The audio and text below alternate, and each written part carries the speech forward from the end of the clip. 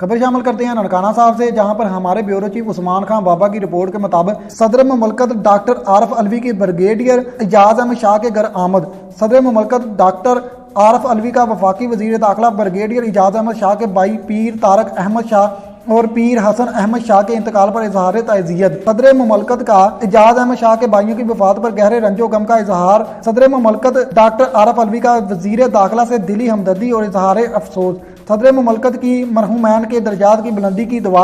सदर मुमलकत की गमजदा खानदान के लिए सब्र जमील के लिए दुआ। अल्लाह ताला लवाहिकीन को सब्र जमील अता फरमाए। सदर मुमलकत डॉक्टर आरफ अलवी, वजीर खारजा शाह महमूद कुरैशी, वज़ीर कौमी ग़िज़ाई तहफ़्फ़ुज़ व तहक़ीक़ सैयद फ़खर इमाम और वफाकी वज़ीर आज़म खान स्वाति ने भी ताज़ियत और फातिहा ख्वानी की।